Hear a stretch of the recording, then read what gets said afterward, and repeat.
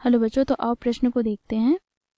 यदि ओमेगा 1 के बराबर नहीं है और ओमेगा क्यूब बराबर 1 है तथा दिए गए सारणी का मान 0 हो तो x का मान हमें ज्ञात करना है। तो इसके लिए 4 विकल्प दिया गया है। ए विकल्प में 1, बी विकल्प में ओमेगा, सी विकल्प में ओमेगा स्क्वायर, डी विकल्प में 0। तो दिए गए चारों विकल्प में से बच्चों हमें सही विकल्प का चयन करना है। ठीक है, तो बच्चों देखो यहाँ पर दिए गए प्रश्न को हल करने के लिए बच्चों यहाँ पर हम मुख्य अवधारणा की बात करते हैं।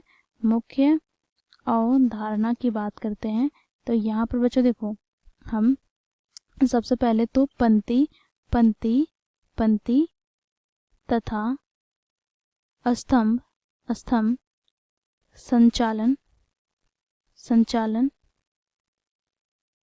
विधि द्वारा इस दिए गए सारणी को हम सरल करेंगे।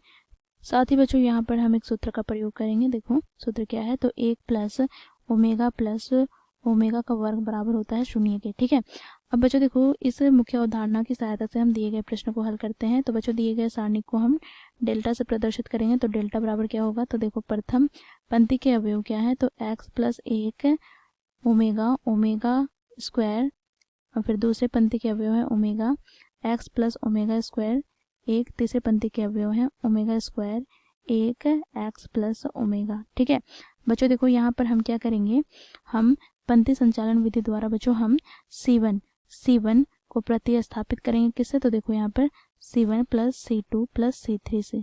ठीक है, C3 से, तो यहाँ से हमें क्या प्राप्त हो जाएगा, तो यहाँ से हमें डेल्टा बराबर प्राप्त हो जाएगा। बच्चों देखो हम जोड़ रहे हैं तो यहाँ से क्या हो जाएगा, 1 plus x plus omega square. फिर बच्चों देखो यहाँ पर भी हो जाएगा 1 plus x plus omega square. बच्चों यहाँ पर भी 1 plus x plus omega square. बच्चों देखो यहाँ पर दूसरी स्तंभ और तीसरे स्तंभ ज्यों का त्यों रह जाएगा क्योंकि इसमें हम परिवर्तन नहीं कर रहे हैं। ठीक है, तो ओमेगा यहाँ पर x प्लस ओमेगा स्क्वायर और यहाँ पर क्या हो जाएगा 1। फिर बच्चों तीसरे स्तंभ में क्या हो जाएगा, तो ओमेगा स्क्वायर 1 और यहाँ पर x प्लस ओमेगा। बच्चों देखो यहाँ पर अब हम क्या करेंगे, तो देखो यहाँ पर प्रथम स्तंभ में ये सभी पद क्या है, समान है, तो हम इसे उभयनिष्ठ निकाल लेते हैं। तो यहाँ से हमें प्राप्त हो जाएगा बच्चों, देखो यहाँ से हमें प्राप्त हो जाएगा 1 प्लस एक्स प्लस ओमेगा का वर्ग, यहाँ पर हमें प्राप्त हो जाएगा। देखो अब पहले पंक्ति में 1 ओमेगा का वर्ग। ठीक है, फिर दूसरे पंक्ति में क्या हो जाएगा, तो 1 एक्स प्लस ओमेगा का वर्ग और यहाँ पर 1, और तीसरी पंक्ति में क्या हो जाएगा, तो 1 फिर यहाँ पर 1 एक्स प्लस ओमेगा। ठीक है, अब बच्चों देखो यहाँ पर हम पंक्ति संचालन विधि द्वारा बच्चों हम क्या करेंगे, R2 को प्रतिस्थापित करेंगे किससे, तो R2 माइनस R1 से। इसी प्रकार बच्चों हम R3 को प्रतिस्थापित करेंगे किससे, तो R3 माइनस R1 से। तो यहाँ से हमें डेल्टा बराबर क्या प्राप्त हो जाएगा, तो डेल्टा बराबर हमें प्राप्त हो जाएगा बच्चों 1 plus x plus omega square. ठीक है, अब यहाँ पर हमें प्राप्त हो जाएगा। देखो क्योंकि हम प्रथम पंक्ति पर कुछ भी प्रतिस्थापित नहीं कर रहे, परिवर्तन नहीं कर रहे, तो यहाँ पर ज्यों का त्यों रह जाएगा, तो 1 ओमेगा स्क्वायर। अब बच्चों देखो दूसरी पंक्ति में हम क्या कर रहे हैं, पहली पंक्ति को घटा रहे हैं, तो यहाँ पर 1 में से 1 घटाएंगे तो 0। ठीक है, फिर बच्चों देखो एक्स प्लस ओमेगा स्क्वायर में से हम ओमेगा घटाएंगे तो यहाँ पर ओमेगा हो जाएगा माइनस ओमेगा। फिर बच्चों देखो यहाँ पर एक में से हम ओमेगा स्क्वायर घटा रहे हैं तो 1 माइनस ओमेगा स्क्वायर। फिर बच्चों यहाँ पर 1 में से 1 घटाएंगे तो 0। ठीक है, फिर बच्चों यहाँ पर 1 में से हम ओमेगा घटाएंगे तो 1 माइनस ओमेगा।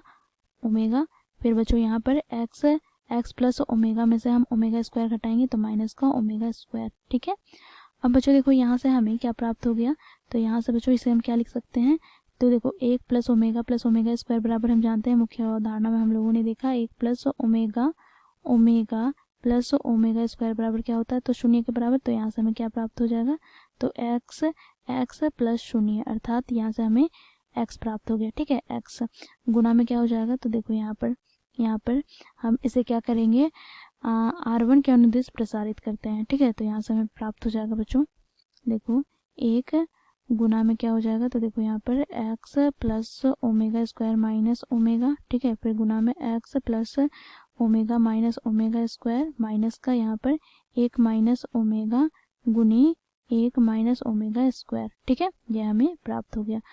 अब बच्चों देखो क्योंकि प्रश्न में क्या दे रखा है, तो प्रश्न में हमें सारणिक का मान 0 के बराबर दे रखा है। देखो सारणिक हमें क्या दे रखा है, 0 के बराबर, तो डेल्टा बराबर क्या हो जाएगा, तो यहाँ पर लिखेंगे क्योंकि डेल्टा बराबर 0, तो यहाँ से हमें क्या प्राप्त हो जाएगा, तो यहाँ से हमें प्राप्त हो जाएगा x गुना, बच्चों देखो यहाँ पर X plus omega square minus omega गुनी X plus omega minus omega square minus 1 minus omega गुनी 1 माइनस ओमेगा स्क्वायर बराबर 0।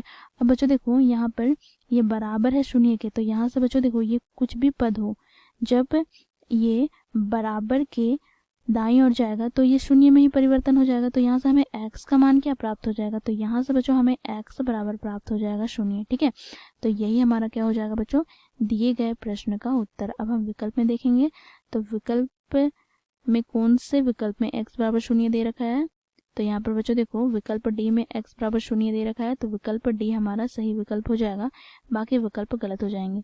तो आशा करती हूँ बच्चों यह प्रश्न आप लोगों को समझ में आया होगा। धन्यवाद।